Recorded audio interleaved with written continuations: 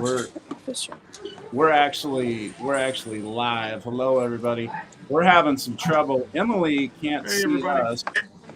We can see her and hear her. I got Bill with One Strong Adventures on with me, but Maybe yeah, kick her out and let her sign back in. See if I can we go. tried that already. Did you? Okay. Yeah, yeah, and I kicked myself out and logged back in the whole thing, and that wasn't working either. Amber, do you know a quiet place I can go? I'm trying to do an interview, but So hello, everybody. there's no service, and everybody I is see everywhere. we have just a few people Even in here, the and I library. invited Bill. Actually, can you see me? I see. I can hear you. Oh my Oh, gosh. you can hear me? Oh, okay, great. Okay. Oh. Yay! Yay! And I just got access to a quiet area. Oh, beautiful. All right, the stars are aligning. Good. All right. Yes, it is. Emily, hello. I am excited to. Well, I've seen you for the last 15 minutes. You just haven't seen me. And yeah, so I'm excited. It might be lagging a little bit. Oh, that's okay. As long as we got you. So Emily, let me introduce myself first. I'm Brad. I'm the host of Coach Cruise. I'll be seeing you in July. And this is Bill. He was just on the cruise with you. What cruise were you on, Bill? I was on the first cruise out of Seattle. That was May 4th. Okay. So Bill was a cruiser with you already. And are you seeing us okay, Emily? I'm getting every other word. Oh, okay.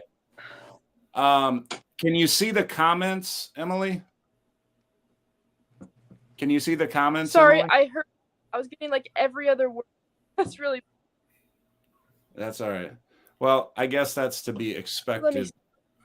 Yeah, it was tough on that ship. It was tough. It was tough to find a good place, and the Wi-Fi wasn't the best.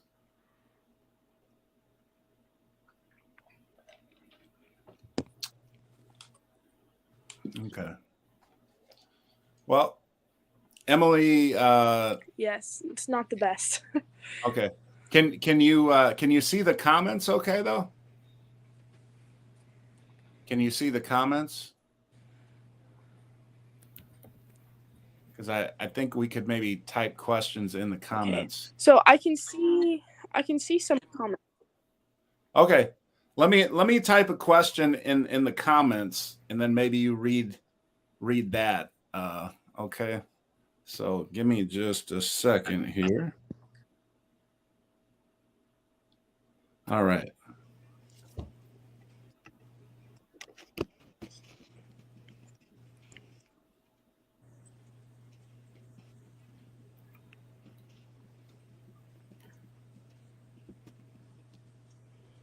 Try it this way.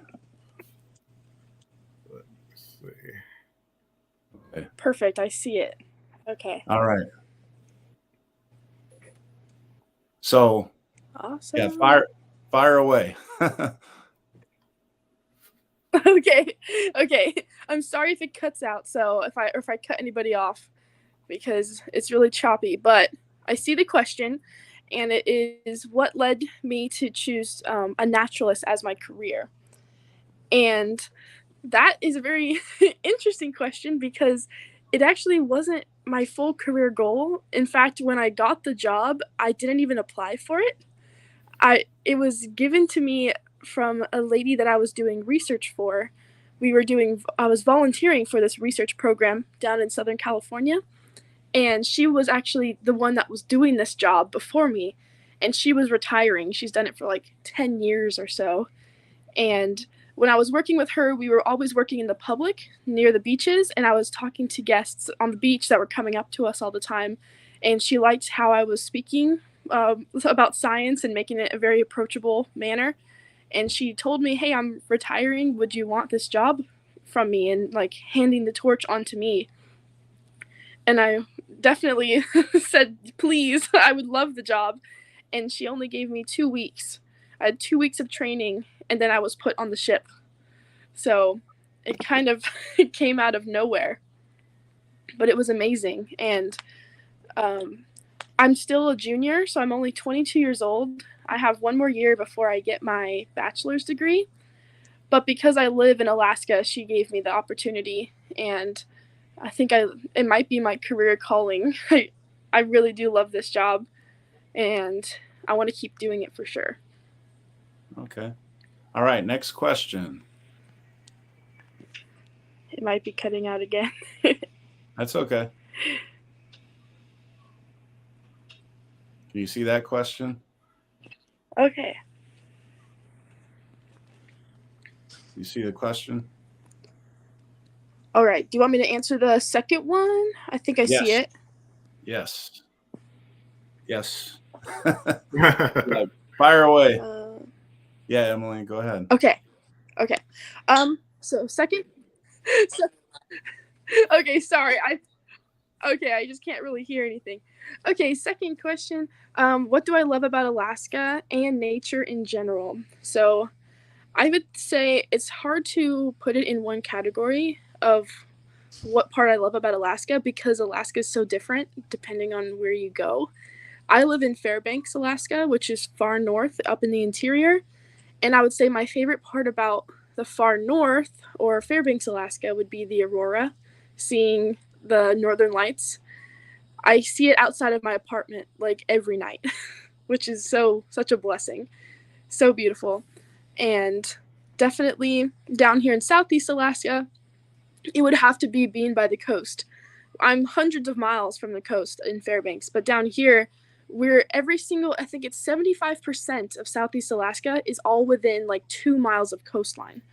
So most of it is by the water, and we get all of this amazing, lush wildlife, marine mammal wildlife. And I think I love being down here. So I can see what I'm studying up north down here with my own eyes, which I love seeing those two things come together. Very cool. And what I love about nature in general, I would think it's the interconnectedness of it, especially here in Alaska. If any of you guys will be cruising with me soon, my first show, I talk about how intertwined and interconnected all of our wildlife is here. And I think that's so beautiful that one animal relies on the healthiness of another animal to survive.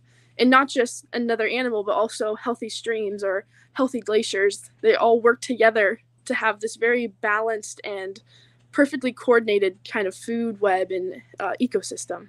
And I think that's such a beautiful thing to study and live in as well. Very cool. It is. Yes, Northern Lights are so cool. They're so amazing.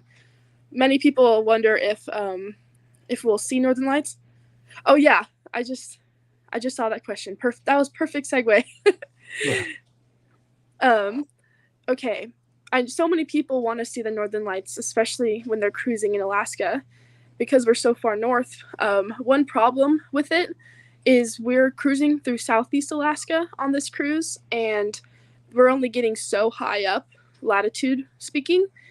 So usually Northern Lights are seen around Anchorage area and above, but there are chances to see it in Southeast Alaska, especially on the Luminosa, because we're going to Skagway, which is the most northern part.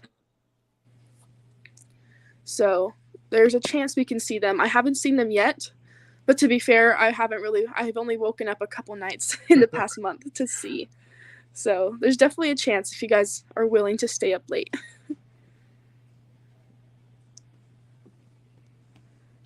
Okay.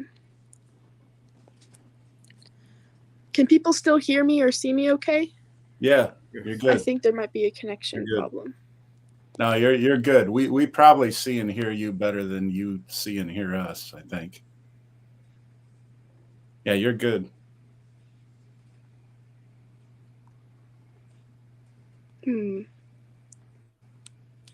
Oh, you can still hear me. Okay. I lost Coach Cruz. I don't see him anymore. Oh no. I'm here. Okay. But I'm just going to go. Am I good to just keep answering questions? Absolutely. I think I'm just going to read and answer. Sounds good. Ooh, you'll be on the Luminosa on Thursday. That's amazing. Okay, I'll see you guys very soon. Okay, let me read the next question. What wildlife is the most active and easy to see in the next 3 months? Okay, so I'll start from what's easiest to see from the ship. From the ship, we're going to see humpback whales. That is just a given. Definitely seeing humpback whales directly from the ship, which is amazing. And that's going to be the whole way, not just in Alaska, but also when we're leaving Seattle. There's a chance to see it our first night. Also, all day when we're sailing during our sea day, which is on the west coast of Vancouver Island. There's certain hot spots where we can see humpback whales. That's why I'm up on the bridge making announcements for everybody. But yeah, humpback whales all day, every day. Also, I love whales so much. I have my whale shirt on for the occasion. Very nice. But yes, definitely whales. Also, we have something called Dall's porpoise. They look like dolphins. They're just a little bit shorter. Like their face is like rounded in the front. We do see Pacific white-sided dolphin from the ship, which are so amazing. Both porpoise and dolphin like to bow ride off of our ship. They love the waves that we're putting off. So we can see them when you look down from your balconies. You can actually see them like twirling around in the water below you, which is so cool.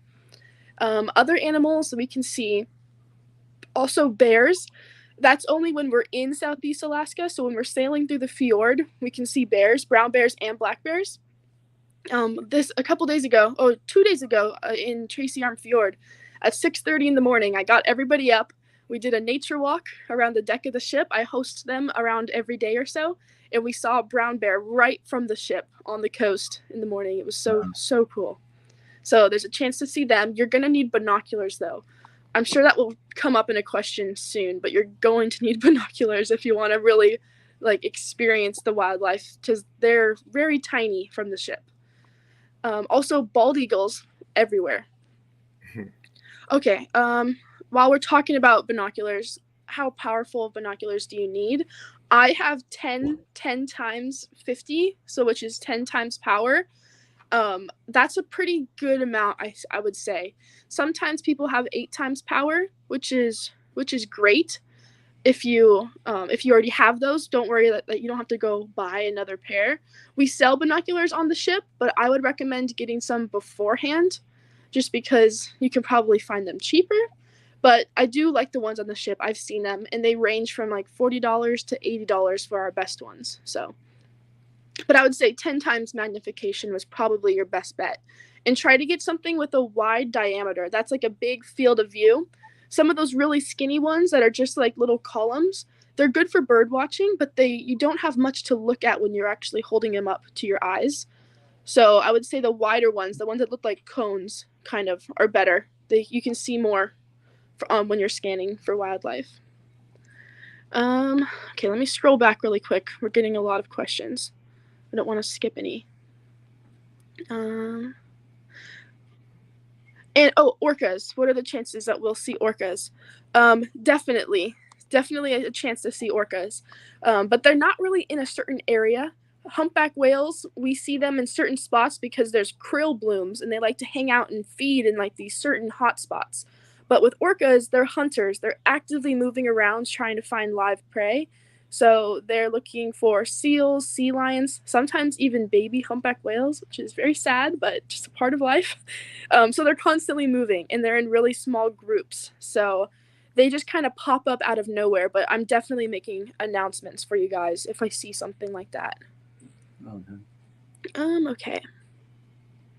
Is there any month better to see northern lights on this cruise?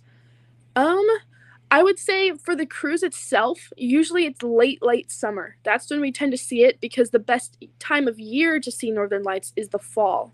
Right now, it's so bright out, it's not really getting dark enough at night, which is great for us because we can just be outside looking for wildlife like all day long. But it means that it's not getting dark enough for us to see the aurora action above us. But late summer, it starts to get a little bit darker, and then there's a better chance that we could see it. Okay, how long is my workday? So that's kind of a weird question because I don't really go home from work. Usually it's like you have this separation between your job and your private life. But living where I work 24/7 for 4 months of the year, I kind of don't stop, and I don't clock in or clock out. There's no certain hours that I have to be anywhere because wildlife is 24/7. But as a rule of thumb, I usually don't make announcements before 8 a.m. and I'll stop making announcements before 8 p.m. just because we have shows at night and I don't want to interrupt any of those shows with my announcements. But I would say my work day would probably be around like 12 to 14 hours a day with little breaks in between. It doesn't feel that bad. It sounds like a lot now that I'm saying it out loud, but I think because I love what I'm doing and it's such a fun job and it's very dynamic, it doesn't seem like this really tiring kind of like draining physical job. Okay, let's see. I cruised with you on the May 4th cruise. You were great. Thank you so much. That means a lot. That was my very first one, so you got the unfiltered, unpracticed version, so I'm happy it worked out. The Luminosa is not used to Alaska. I will say that. That is something that I've noticed. They're definitely working on it, so if anyone is concerned about like the Luminosa ship or they've never been on the Luminosa, I would say it's definitely a very Italian ship and not used to sailing in this kind of Arctic area.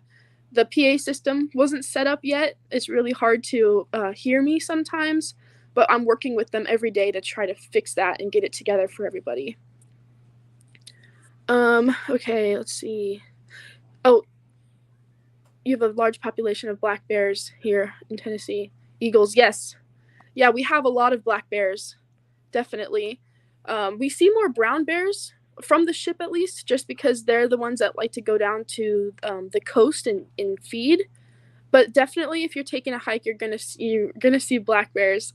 But just make sure you're hiking in groups. Sometimes if you go on deep forest excursions, they're gonna have a guide with you, and they'll have bear spray and sometimes even shotguns, which is like a very last ditch effort.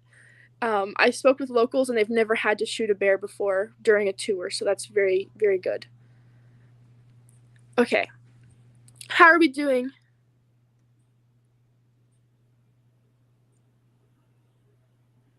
Okay, they can't see or hear you. That's why I'm not talking. Okay, so are we doing good? I can just keep talking then? Just keep answering these questions? Let's see. Perfect, okay. So let's see, next question. Can I explain the Tracy Arm Fjord to people who don't know about it? Sure. Okay, so Tracy Arm Fjord is basically, a fjord is a glacially carved valley. It's a valley that once had a glacier running through it, and glaciers used to be so large during the last ice age that they ground out mountains. They created these like eroded huge valleys. And then once those glaciers melted so long ago, our sea level started to rise, and those valleys nowadays are filled with water. So that's why we're able to sail through these little water channels that go up to glaciers, because those glaciers melted and now it's filled with ocean water. So Tracy Arm is just one of the many fjords we have here in Southeast Alaska.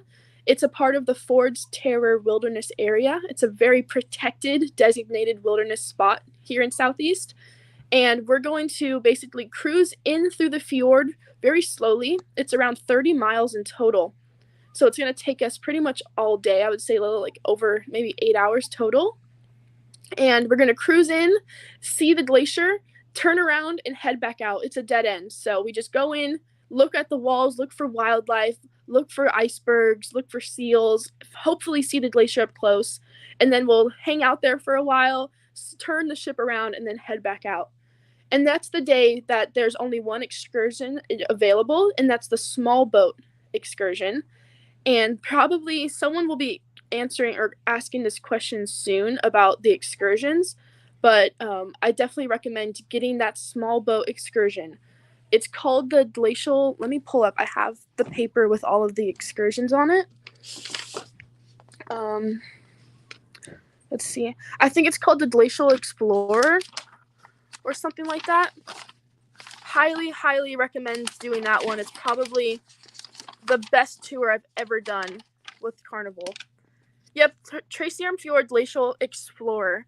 It's around up to 3 hours long, but it's amazing. Our ship just physically can't get close enough to the glacier anymore. It's retreating 700 feet a year. So that small boat gives you the opportunity to get a lot closer, get you closer to the coast as well, and also closer to the bottom of the water, because we're like 10 stories up off the surface of the water. So everything's going to look really small and a little bit underwhelming if you see all these amazing pictures online. So if you get on the small boat, you're going to feel like you're right in with the action. It's really cool. Okay, next question. Who determines how close you get to the glacier in Tracy Arm Fjord? Okay, so that is determined by first our captain. Our captain is kind of the determination of everything on the ship, but he works with people called navigational pilots, or sometimes people call them harbor pilots. They're people that we bring on board, and they know the area like the back of their hand. They've done this for decades, and they specialize in just that one spot. So when we enter Southeast Alaska, we bring on 2 pilots, sometimes 3, that will just hang out up on the bridge with us the whole time and give us navigational tips. But ultimately, when we're going through the fjord, we're looking at icebergs, so the density of ice and how much congestion there is in the fjord, because the last thing we want to do is, hit an iceberg. Like, we know that story. It doesn't go down well. So we try to avoid ice as much as possible. Small ones we can kind of move with the thrust of our ship, but larger ones, they don't budge. So we're trying to maneuver around that, but also make sure that we can safely turn around and head back out. So it's up to the captain and the pilot. Let's see. Are we mostly walking around the deck than just constantly scanning for wildlife? So it's a little bit of a mixture of both. It depends on where we are at the moment. So in Tracy Arm Fjord, I can't make announcements on the outside decks because it's a preserved area. We're trying to limit all of our sound pollution. So usually that day I'm just walking around the decks, talking to people, doing little demos on the ship. So like grouping up people, walking around with them, pointing things out as we go.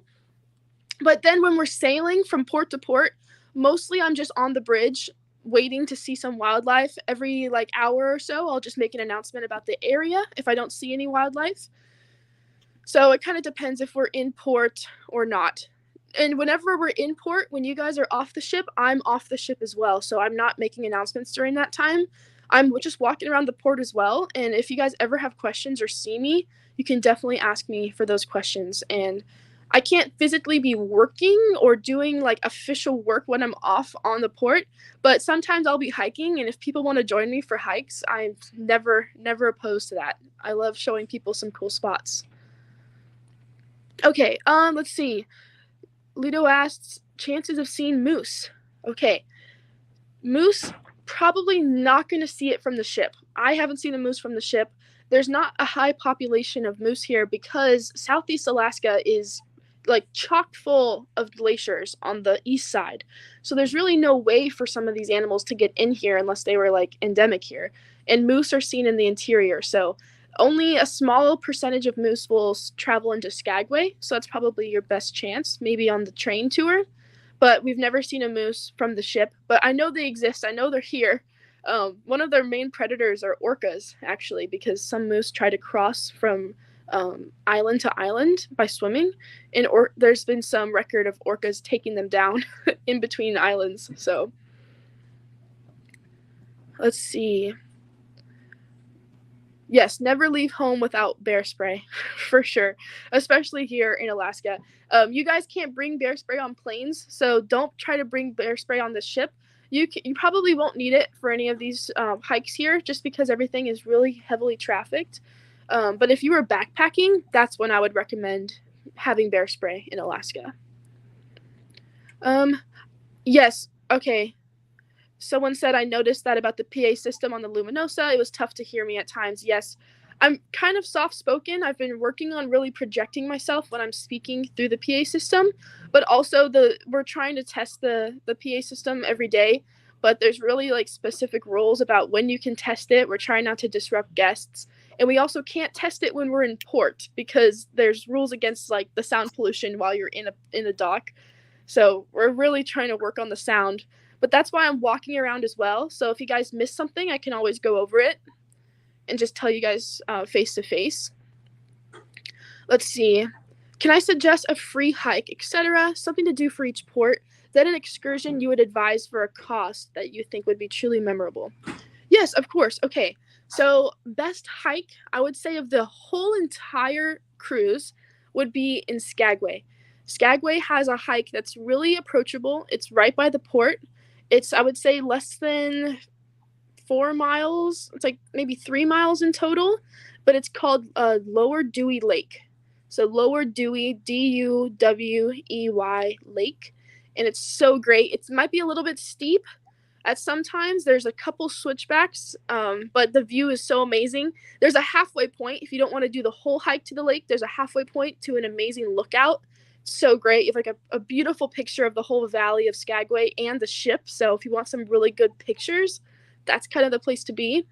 But it's super highly trafficked. You don't have to worry about any kind of wildlife encounter. It's not going to be like super secluded.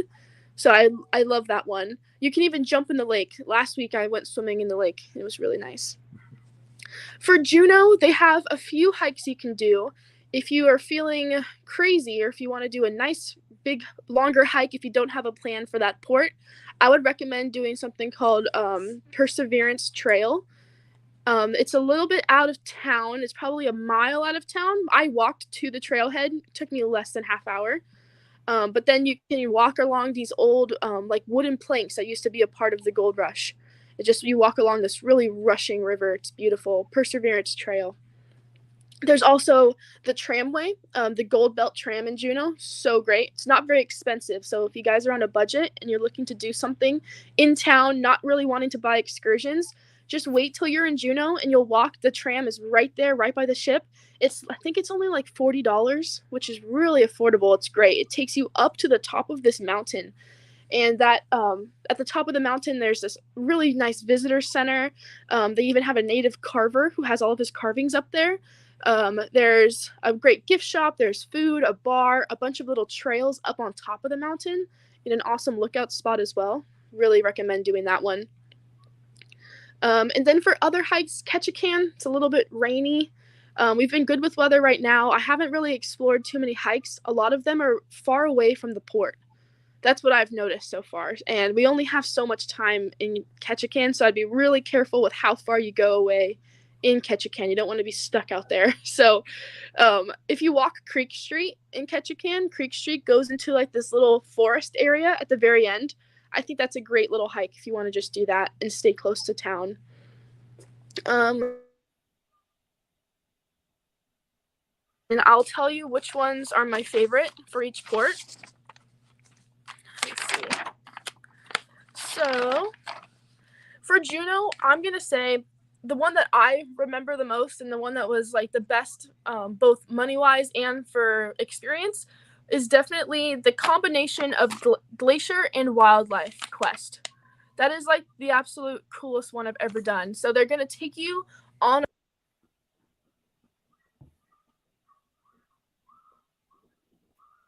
Oh. Uh-oh. Uh-oh.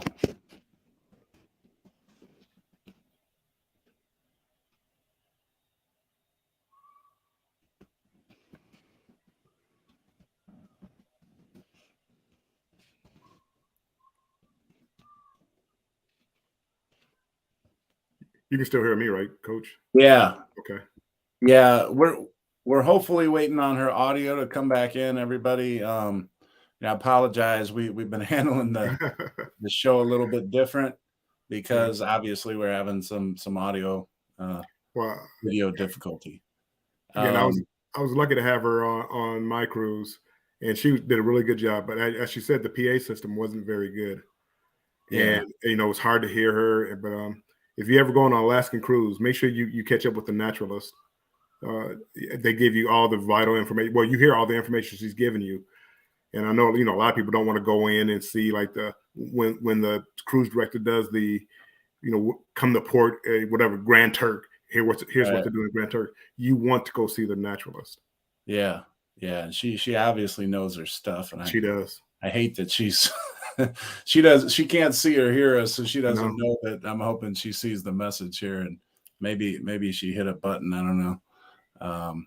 But But yeah, so yeah, apologies everybody. I'm for those of you that are new to the channel, I'm Coach Cruz, and my friend here, Bill from Warm Strong Adventures. And he was just on the first Luminosa cruise, which is why I asked if you'd be a guest as well, because obviously he could chime in like he just did, and said to definitely check out Emily. And I will be going in July for a couple weeks, and I definitely will be looking up Emily here. And I'm hoping she sees the message. I'm gonna type in there again because and I saw you had a question too as far as the weather. I just got back. I went May 4th through May 11th, and again, I mean, we're talking in the 50s and 60s, so it's not like you see igloos and things like that, and you need to bundle up. And you have to be prepared just in case.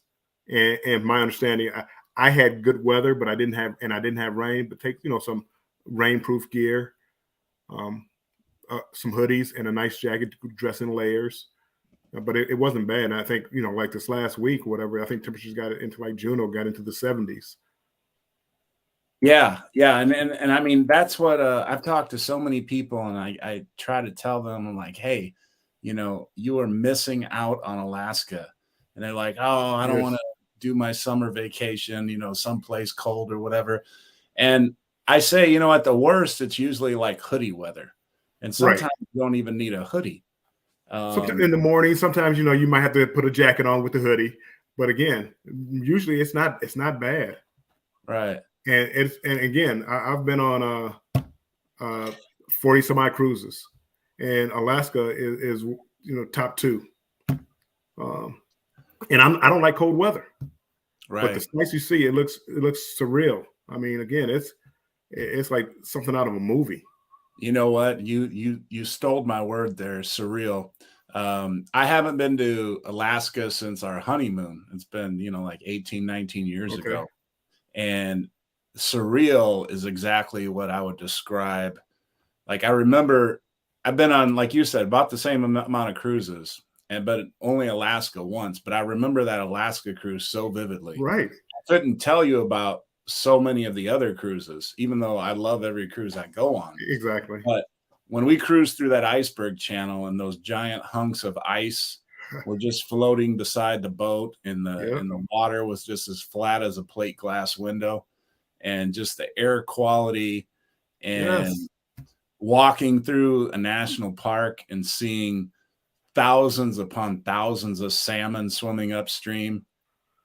I mean, there was an eagle that was 6 feet above my head on a branch, full grown, mature bald eagle, and just amazing. You see so many eagles. I mean, it's incredible. You just, they're like pigeons almost. I mean, you just see so many. That's what I say too to people, is they're like pigeons. They're just all over the place. The best excursion I've ever had at any of my cruises, I just did it. I did the helicopter ride to Mendenhall Glacier. Oh my goodness. So we did the helicopter ride, and they landed on the glacier, and you walk around for about 15, 20 minutes. And I was able to get a sip of glacier water. And I mean, it was one of the best experiences in my life. You know what? I'm going to have to save up and purchase that excursion, because it's so dang expensive. Yeah, well, it was about you must be a rich man, Bill. No, it was a once in a lifetime thing, Yeah. And again, I don't know. I may never make it back to Alaska. I do have Embarkation Nation has a group cruise going to Alaska that I'm thinking about going on. But no, that was a one-time deal. I wouldn't do that. I wouldn't pay that again. But it was the greatest experience I've ever had. I would recommend it to anybody. Right. Oh yeah. I mean, yeah. You know what? I mean, we're scheduled to go to Alaska again next summer. I don't have it booked for this one, and we already booked a couple excursions. Plus, Emily talking about some of those hikes. That seems appealing. I love hiking, and that's definitely a way and it's cheap. It's good on the budget. And you see a lot. So yeah, definitely. The older I get, the less I like hikes. But no, it's a good way to and just see nature. And it's so quiet, and the air is so fresh, and it's nothing like I've ever been. I mean, again, I think Mike Anthony was talking about the mountains down in Tennessee. Well, maybe they might be something like that. But again, I'm a city person, and this, it just blew my mind. Right. Well, I'm hoping Emily's audio comes back in, and I feel bad because she's sitting there trying to do her best. I can tell she's trying to communicate with us and talk, and obviously we can't hear. Right. One thing I will try to do, everybody that came on to hear Emily, and is I'll try to maybe do some videos that I'll ask her some questions on video and ask her to send a response if she has time for that. So, you know, if you want to post some questions you might have for her on Coach Cruz on Facebook or something, or message me directly, I'll try to get some of these questions answered. You know, like, yeah, she's looking at questions. I don't know if she saw the I don't know. response to log out and log back in. You know, sometimes that works. Can you kick her? Can you kick her out and then make her log back in? You know what? Yeah, I guess I could. I feel terrible to do that though. Yeah, but again, I mean, that way she knows something went wrong. She won't necessarily know that you did it. Okay. Yeah, I'm gonna try that. Shoot. Yeah. Well, you might have to post a link again for her. Well, I did that. She's got. Well, yeah, I'll do that again just to be safe. And let's see here.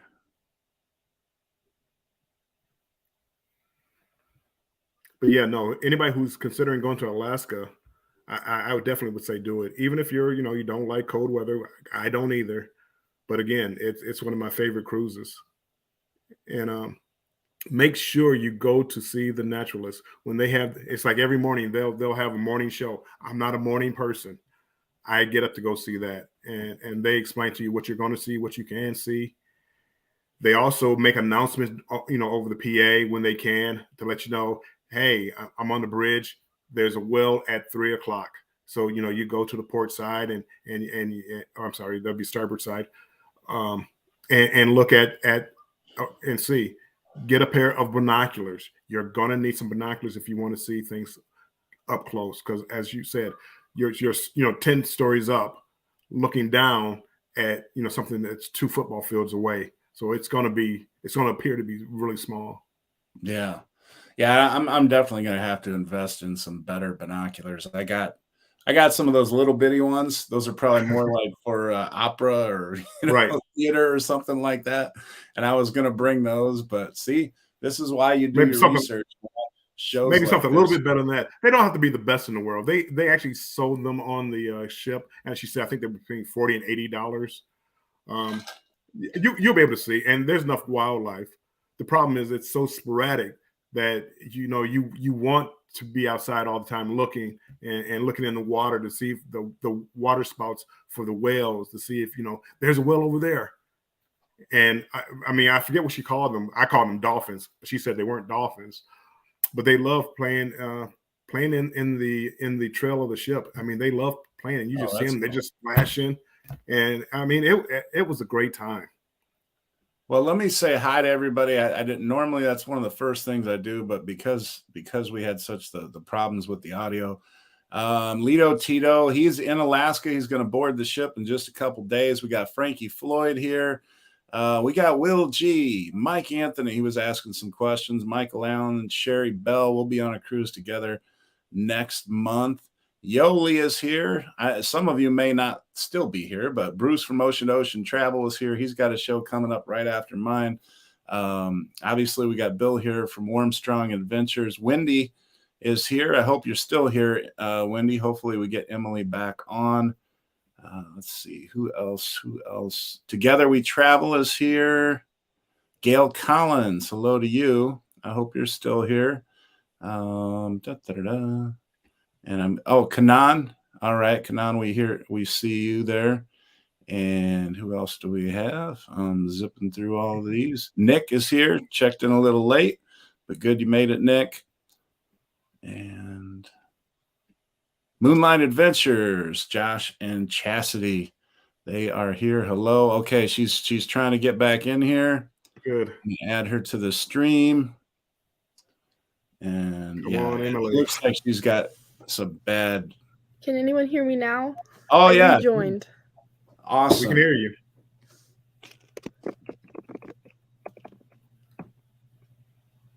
Awesome. And Sherry, thank you so Okay. much. People hear me. That's for my helicopter fun. So cool. That's awesome. Thank you, Sherry. So yeah, ask some questions, everybody. Okay, let me look and see what we have. Is there a place I should start? Is there any way? Sorry, I'm doing an interview. Is that okay? Okay, thanks, Hayden. Is there anywhere that I should start? I don't know where I lost you guys. I'm sorry, I didn't see those messages.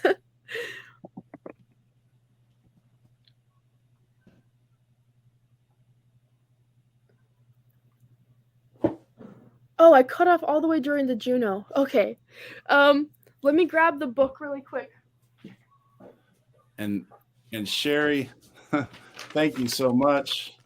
I appreciate that. And okay, we so gotta send you another shirt. For the Juno excursion, I was talking about the whales and glacier exploring one. Highly recommend doing that one. That one is a combination of whale watching and a glacier all in one. So it's not too expensive, but I think it's highly worth it because you're kind of getting 2 excursions all in one. And then the other one to do in Juno, this one's a little bit more expensive, but yeah, the helicopter one. The helicopter one is going to be amazing.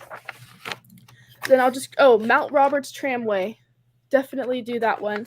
I don't know if you guys heard me talk about that one. It's a tram right in town. Then in Skagway, it's known for the Klondike Gold Rush. So the train is going to be like the main star of the show. Mm-hmm. So definitely try to do the train excursion. Then something else to do in Skagway, there's more of the helicopter tours, but I think a really cool one to do would be there's the rock climbing one. Where is it? Klondike Rock Climbing and Rappelling Adventure. That one is super cool. I love rock climbing, so if you guys wanted to get out and do something a little bit more like wild, I think that one would be worth your time. And I said this one before, but the Tracy Arm Fjord Glacier Explorer, highly recommend. If you do any tour this week, definitely recommend doing the Glacier Explorer one because our cruise ship just can't get close enough to the glacier anymore. Our cruise ship is really large, and the fjord is getting a little bit smaller as you get to the ice. So our ship just can't get there anymore. But those small boats are going to get you a lot closer. You can see the glacier right in front of you. Oh, too heavy for rock climbing, 280. Let me see. The maximum is 300 pounds. Oh. So you can definitely still do it. The minimum weight and age is 8 years old and 50 pounds. So if you have little ones, probably not the best, but I would say like young teenagers to teens to young adults to adults would be like the perfect range. Yeah. It's really cool, and it's a little bit difficult in certain areas. But the tours are going to be really cool, and they're very inclusive with everybody, so they can kind of work with you on what you're capable of doing. And then another cool thing to do in Skagway is, I didn't mention this before, but there's also a food tour. So if you guys just wanted to hang out in town and just like move around and see what they have to offer, they have something called the Food Science Tour, Taste of Alaska, which is kind of awesome. If you're just looking to stay more in town, not really do anything too crazy. Okay, let's see. And then Ketchikan. I think I cut off for Ketchikan as well, but that one is really, this port is really fun, but we don't have a lot of time in it. So if you're looking to go crazy in Ketchikan, I would do the Bering Sea Crab Tour. That one is so awesome. They're really entertaining. It's a little bit expensive, but we're known for our crab here. So we can do that one. There's also the Lumberjack Show. That one is a little bit more for a lower budget. So if you're just looking to spend like $50 or so, that one is probably going to be the best bet. And then at the very end, I mentioned before I cut off, in Victoria, I wouldn't really recommend doing any of the tours. I'm going to be honest. You were only there for 3.5 hours, so I just don't think it's worth it. Maybe do the horse-drawn trolley if you have if you're looking to do an excursion there. But I would just say save your money, go off, walk the beaches, and just explore the town for itself. There's not really much to see far away from the port, so I just think hanging out in the area, maybe even renting a bike, which I enjoyed, I would do that. But that's pretty much it for excursions. I'll just go to the next question. The people that are afraid to come to Alaska because they think it's too cold, what would you tell them so they know the real truth about the weather in the season? So it's understandable to be afraid or just to be like weary of coming to Alaska because it's an extreme environment. It definitely is. But I would say the safest place to come to Alaska would be Southeast Alaska because we're surrounded by water. And that's because the coastline here is getting regulated. All of this weather is getting regulated by the ocean. So during the winter time, we actually don't see the temperature here dropping too low, usually not below freezing, which is not something you would think of when there's like snow falling right down right in front of you. So it's not getting too cold in Southeast. And then also during the summer, it's not getting too warm, again, because a lot of the heat is getting absorbed by the seawater. I would be definitely cautious if you're visiting northern parts of Alaska, like the Arctic Circle or where I live in Fairbanks. The last winter, it got negative 44 degrees Fahrenheit. Very freezing. So that is when you have to be cautious and when it could be life or death situations and you need to be prepared. But Southeast Alaska, I really wouldn't worry about it. When we were sailing through the fjord 2 days ago, it was hot out to the point where I was wearing a t-shirt. People were wearing shorts. Some guy was walking around with his flip-flops, and there was actually bumblebees and hummingbirds flying around. Like, it was kind of mind-blowing that you're looking at this glacial ice, but also still in the sun. So I wouldn't be too afraid of the weather here. It's really regulated. It's pretty mild. I would say the coldest it's been so far is like in the low 40s. And that was at night, and it was during the sea day. So we're out in the middle of the water. It's going to be a little bit more extreme there. So I wouldn't worry. As long as you bring layers, if you're really worried about the cold, bring a wool base layer, so like wool long sleeves. But I just don't think you're going to need it. What you need to worry about is the rain. We haven't had too much rain here yet, but I know this is unfortunate. But usually once we hit that halfway point in the summer, we start to see more rain during the second half of summer. There's a trade-off because the wildlife is a little bit better, but the weather might be a little bit more unstable. So make sure you always have some sort of waterproof layer on the top, like a shell waterproof jacket. I recommend if you go to like REI, look for something that has Gore-Tex because that really repels water. You just don't want to get wet. It's going to make you feel so much colder. What is my favorite seafood, and what are some local eats that people shouldn't miss? Okay, I love salmon. I'm biased because I'm in Alaska, but salmon is just my favorite form of seafood. A lot of our crab meat right now is really expensive because we're having some population problems with our crab here. We're trying not to overfish our crab because then we won't have crab in the future. But that's why it's really expensive right now because they stopped the season early last year. So we have a lot of regulations on that. But our salmon are still doing good. We have a lot of salmon. It's really cheap up here because we're getting it fresh right off the coast. So I would say in each port, so let's start in Juneau. My favorite food place in Juneau is right on the port, right on the water. And it's in a big blue building, and it's just called Fish and Chips. And it's really great. You can't miss it. It's right there by the ship. But they serve amazing, not just fish and chips, but also just anything with salmon. They have salmon chowder, which I didn't think I would like, but it's actually way better than clam chowder. It's like pink. It's super cool. They have rockfish tacos. Rockfish is a really good fish. It's a little bit cheaper than salmon, and it's also cheaper than our other forms of fish here. The food is still going to be expensive because, I mean, you're in a tourist area, and it's also our live freshly caught crab and stuff, so it might be a little pricey. But if you want to get crab in Juneau, you can go to it's called Tracy's Crab Shack. It's a big gigantic red building. You really can't miss it. It's on the other side of where the blue building is, and it's getting really pricey. It's like over $80 for a few legs of crab, but I mean the line is still all the way down the street. So if you want to get in line and do that, definitely, because I mean you're in Alaska, so you want to make memories.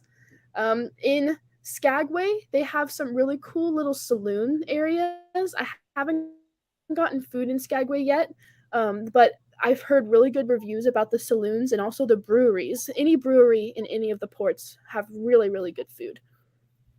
Okay. Let's see.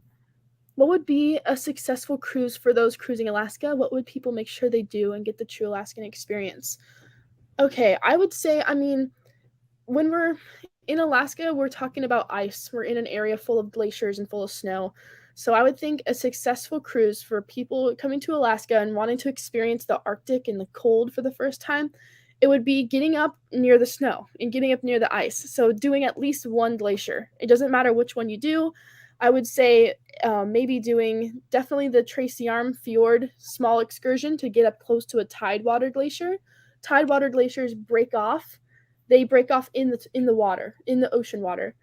And then you could even go to Mendenhall Glacier. It's a little bit more accessible, a little bit cheaper to get there, but it's not a tidewater. It breaks off into a valley and it creates its own lake. So that one's pretty cool too. I would say tidewaters glaciers are a little bit more impressive, a little bit more grand. They're the ones you see like on postcards and whatnot. But definitely first getting a cruise to a glacier. That's like the first part. And then also seeing a whale, like literally seeing any sort of marine mammal, dolphin, whale, porpoise in the water. That's what we're known for. That would be amazing. And honestly, if you don't see a whale on this cruise, I did something wrong because yesterday we went through an area of 20 humpback whales, and I made the announcement and everyone ran to the side of the ship, and there's this huge group of feeding whales. So amazing. Very cool. And I would say seeing a whale, seeing a glacier, and then trying some sort of seafood. I think if you do those three things, you did Alaska right. So, yes, the Skagway Brewery, definitely amazing, really, really good. This also the ambiance there is so cool. It really feels like you're in some old like pioneer town, little ghost town. And do I fear the glaciers aren't going to be here in 20 years, or is it safe? It's really hard to tell. I mean, glaciers are always getting regenerated. In our history, in our like geological time, glaciers have been here, they've melted, they've come back, they've melted.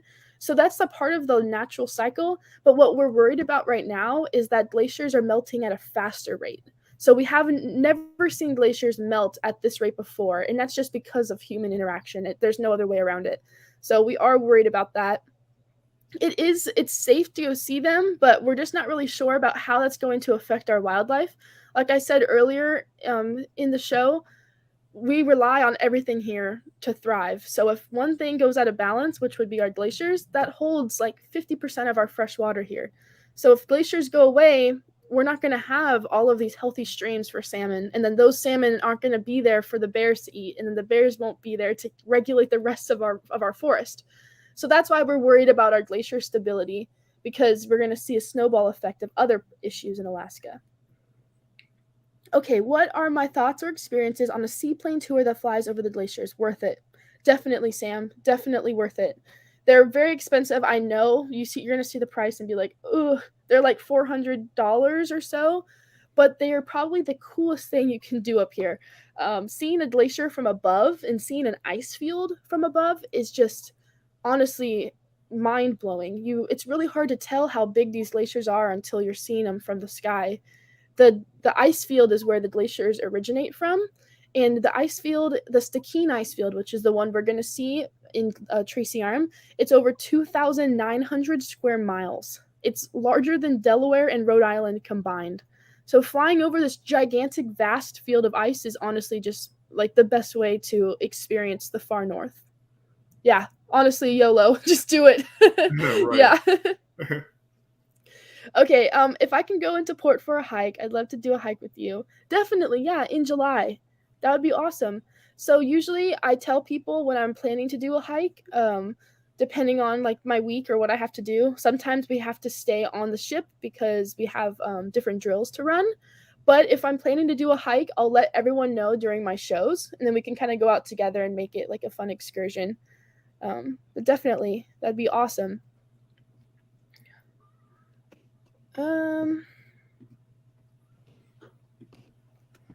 Are there any other questions for me? I think I might have done them all. And again, I'm so sorry the Wi-Fi is not working. It's just not really like a interview. It's more just like me talking.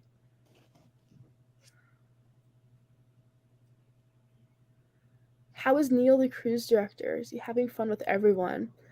Okay, fun fact about that, Neil was on the ship 3 weeks ago, but he had to leave for a big conference.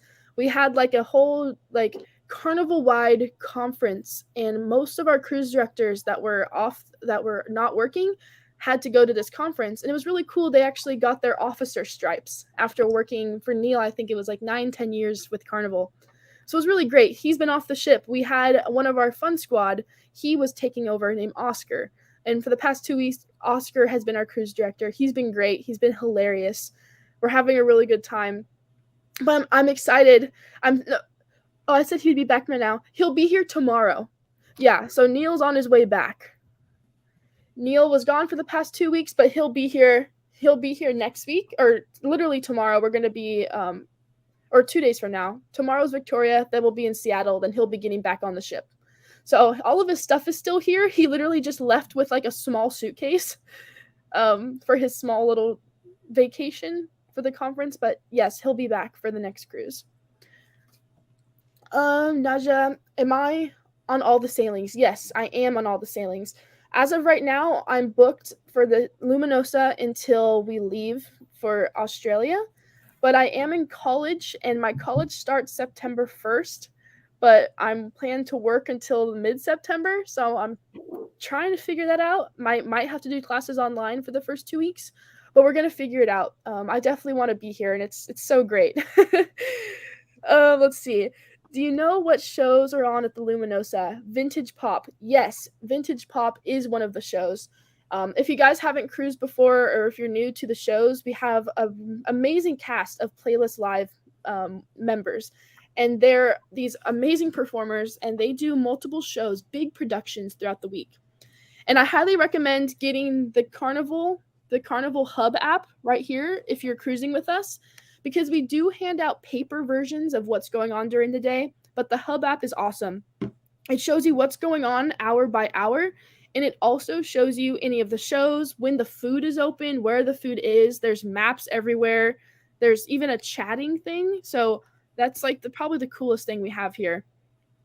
And let's see. Yesterday we did Vintage Pop. It was a really great show.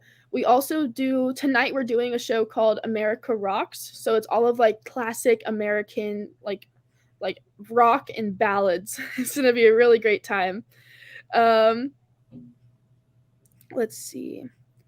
But yeah, there's also solo guitarists all the time. It's such a great time.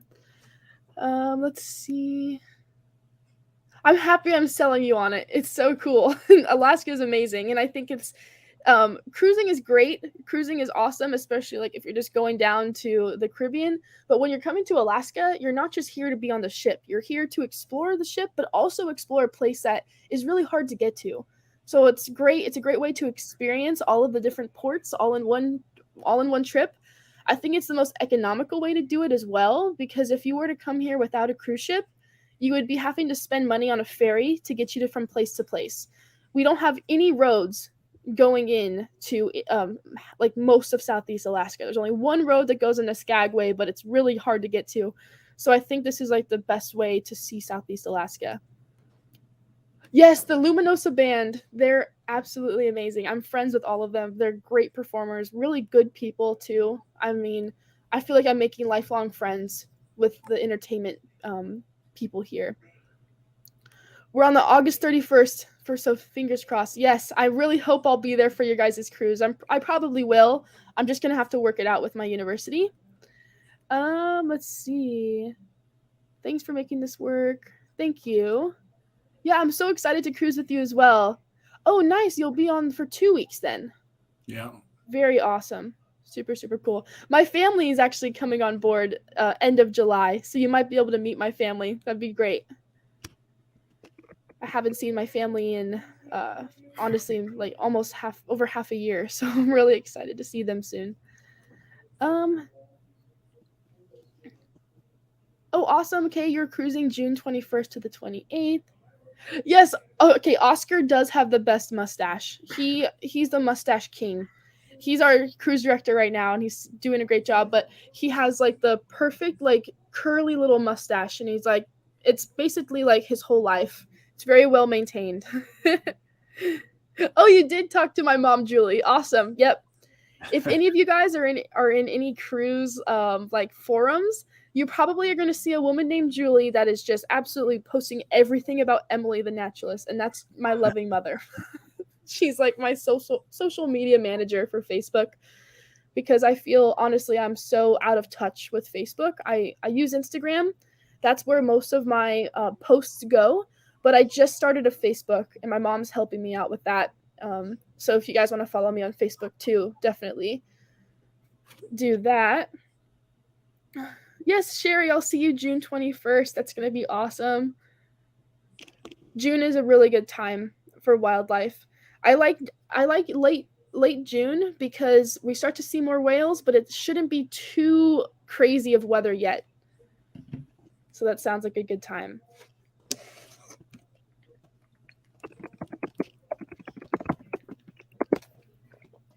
Anything else for me?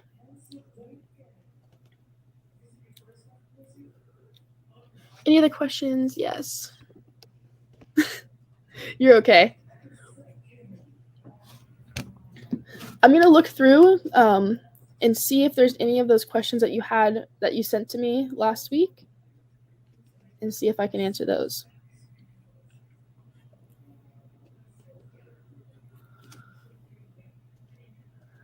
Is room service free?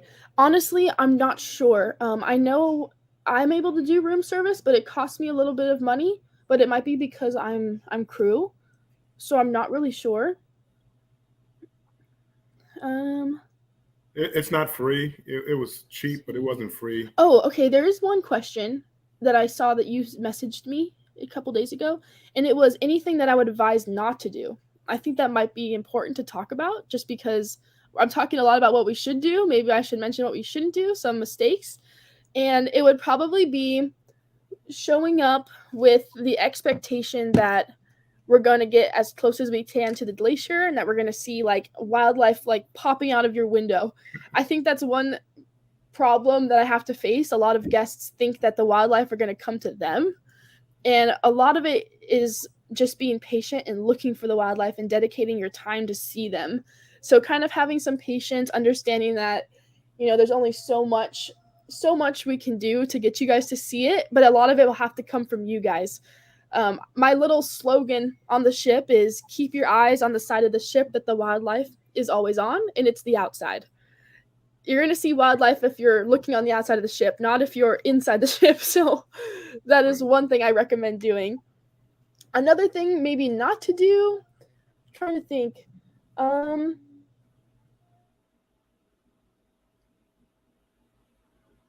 Oh, she froze up on us. In Oh, there you go. You're back. you guys, I might be okay. Bringing sandals was just not a good idea. Am I cutting out? I might be cutting out. You were, but we got you back now. We can hear you at least. But bring good shoes, good hiking shoes. Good shoes. Definitely. Okay. I have not hiked the Yucatania Point area. I have not done that one yet.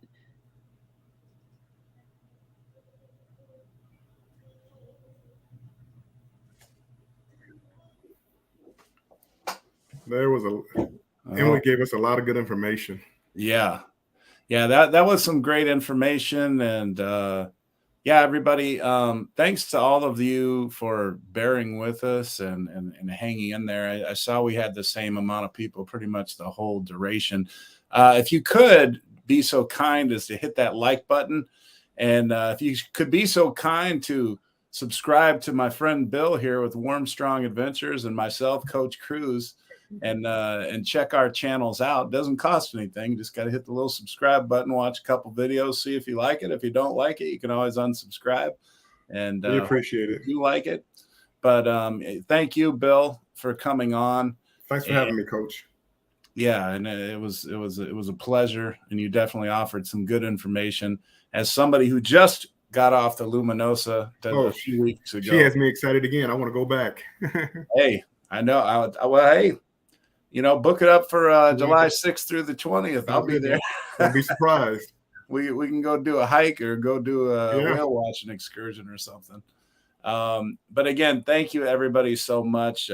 Normally this isn't typically how we handle the lives. We normally can hear and see our guests and things like that. So if this is your first live session with us, definitely check us out again on Tuesdays. We are normally here 7 Central, 8 Eastern, 5 Pacific for those of you that are on the California coast. And I guess that's about it. Dean's on deck. Goodbye, Sam. I don't think I mentioned you earlier. Sherry Sylvester, thanks for checking in. And Wendy, I got to see you actually live. So I'm sorry if I missed anybody, but hopefully you got some good information out of that. A couple things, if you came in late, right at the end there, especially if you're going to hike, and this is an important one to me because I definitely want to take advantage of some beautiful hiking in Alaska. So I'm going to do that at least a port or two, especially since I'm going for 2 weeks. But bring some good hiking shoes, she said. And I mean, it's not going to be freezing temperatures, but she did advise against bringing some warmer clothing just in case. And like everybody says on a cruise is what you make of it. One of the things she just mentioned right there is, the Alaska is not going to come into your cabin, right? Exactly. You have to go out and explore. You have to go out and embrace Alaska to get that true Alaskan experience. You're not going to get it necessarily by sitting by the pool at the back of the ship, in your cabin or whatever. No, you have to get out. Yeah, you got to get off the ship. You got to explore.